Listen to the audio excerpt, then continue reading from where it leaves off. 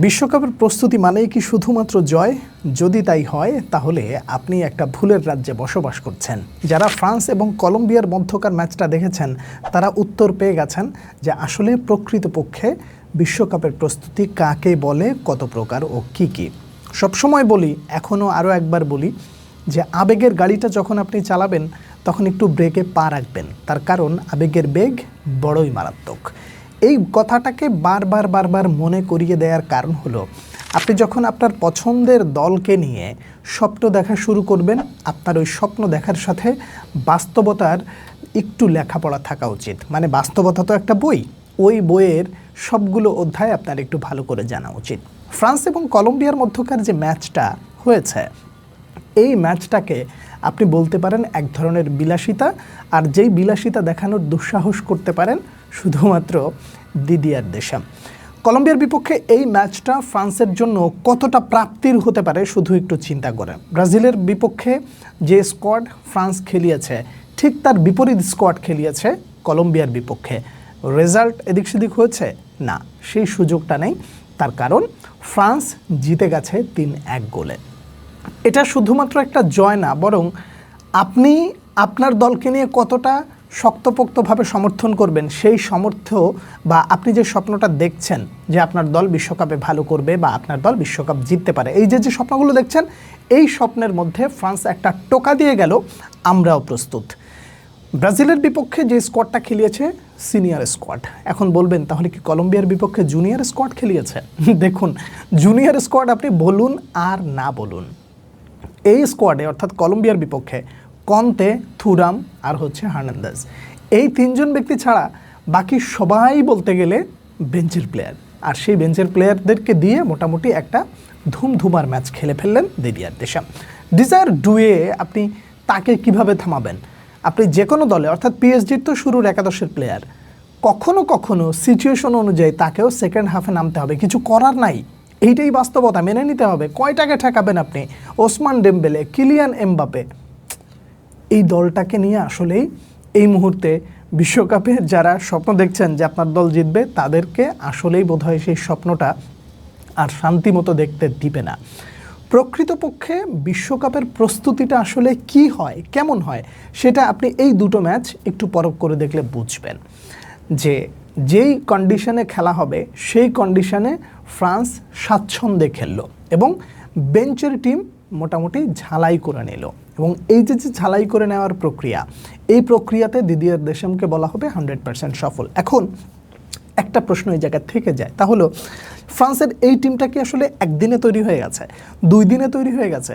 আপনি একটু হিসেব করে দেখবেন যে দিদিয়ার দেশামকে বেশ একটা সময়ে তাকে সময় দেওয়া হয়েছে এবং তিনি ওয়ার্ল্ড কাপ উইনার। শুধু কি তাই, এরকম কোচ আসলে বিশ্বে খুবই কম যারা প্লেয়ার হিসেবেও দলকে ভালো কিছু এনে দিয়েছেন এবং কোচ হিসেবেও এনে দিয়েছেন। দিদিয়ার দেশামকে এই জন্যই আপনি সমীহ করবেন, এই জন্যই তাকে সম্মান করবেন যে তিনি একটা পারফেক্ট দল রেডি করেছেন।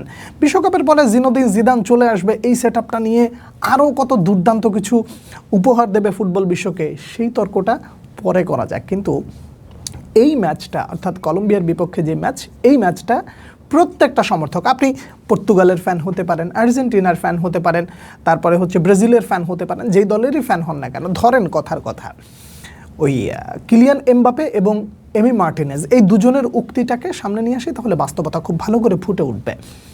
কিলিয়ান এমবাপে ব্রাজিলের বিপক্ষে খেলার পরে একটা মন্তব্য করেছিলেন। সেই মন্তব্যটা হলো যে এটা কোনো ফাইনাল ম্যাচ ছিল না, তবে আমরা ব্রাজিলের মতো দলের বিপক্ষে যখন খেলছি তখন আমাদের মাথায় রাখতে হবে যে আসলে আমরা কোন অবস্থাতে আছি।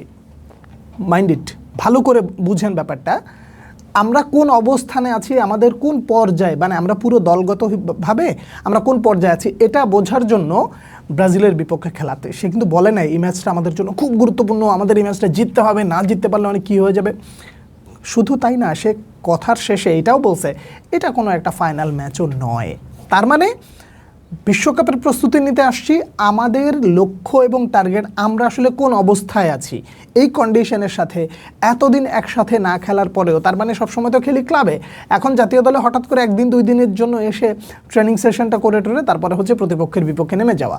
তো আমরা আসলে কোন পর্যায়ে আছি ওই পর্যায়টা নিয়ে আসলে আমাদের একটা চেক আউট করা দরকার ছিল।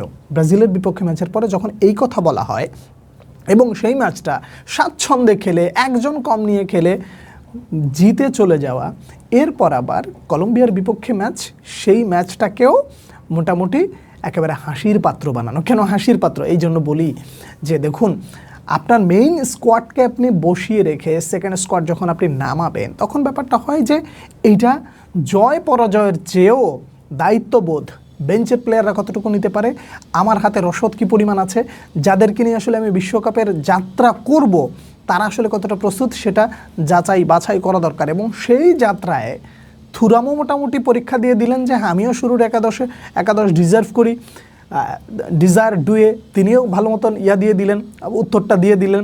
রায়ান শেরকি তিনিও দিয়ে দিলেন। এই যে প্লেয়ারদের মানে মেসেজ কোচের কাছে, তো কোচ বিশ্বকাপের আসরে কতটা আত্মবিশ্বাসী হবে বলুন তো?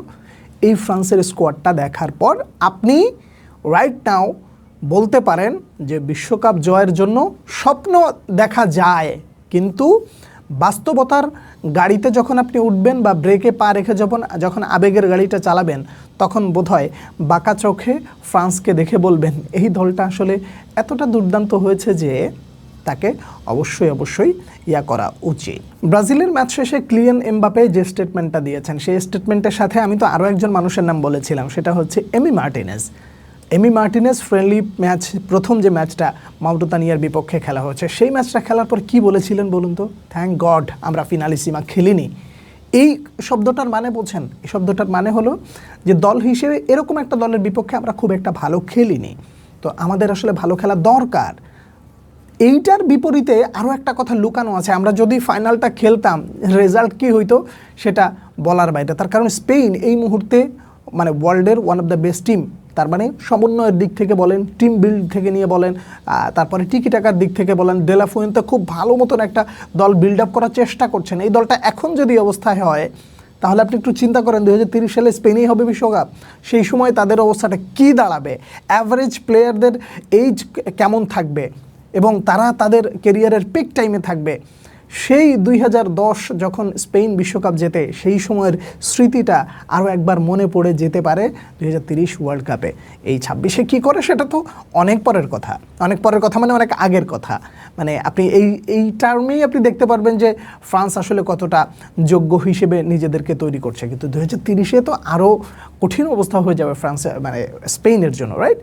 তার মানে কিলিয়ান এমবাপে এবং এমি মার্টিনেজের এই দুটো বক্তব্যই বলে দেয় friendly match not only friendly match, এখানে পরীক্ষা নিরীক্ষার পাশাপাশি রেজাল্ট যাই হোক না কেন আপনাকে একটা জায়গা পুরোপুরি ফেয়ারলি বার্তাটা পরিষ্কার করে বলতে হবে যে বিশ্বকাপের জন্য আপনি নিজেকে ফেভারেট দাবি করতেই পারেন, ফেভারেট তকমা আপনার গায়ে লাগতেই পারে, ফেভারেটের ঠাপ্পা আপনার কপালে লাগতেই পারে, কোনো অসুবিধা নাই, যে কেউ লাগাই দিতে পারে, সেটা আবেগ দিয়ে হোক আর বিবেক দিয়ে হোক। তো বাস্তবতার গাড়িতে যখন আপনি উঠবেন তখন ফ্রান্স যেই ধরনের ঝকঝকে বিষয় আপনাকে দেখিয়ে দিল, এরকম ঝকঝকে তকতকে ব্যাপারটা ফুটিয়ে তুলতে পারলেই বিশ্বকাপের যাত্রাটা আপনি ভালো করতে পারবেন। যারা দেখেছেন তারাই কেবল এই ম্যাচটা সম্পর্কে অবগত রয়েছেন বা এই ম্যাচটা সম্পর্কে এতক্ষণ যা বলাবলি করলাম তারা নিশ্চয়ই দ্বিমত হবেন না। আপনারা যদি খেলাটা দেখে থাকেন কী দেখলেন, কেমন দেখলেন জানাবেন। একই সাথে আমি যাহা আপনার সামনে তুলে ধরলাম এখানে যদি কোনো মত থাকে, দ্বিমত থাকে অবশ্যই জানাবেন। পরবর্তী ভিডিওতে আবার দেখা হচ্ছে, সেই পর্যন্ত অনেক ভালো থাকবেন। আল্লাহ হাফেজ।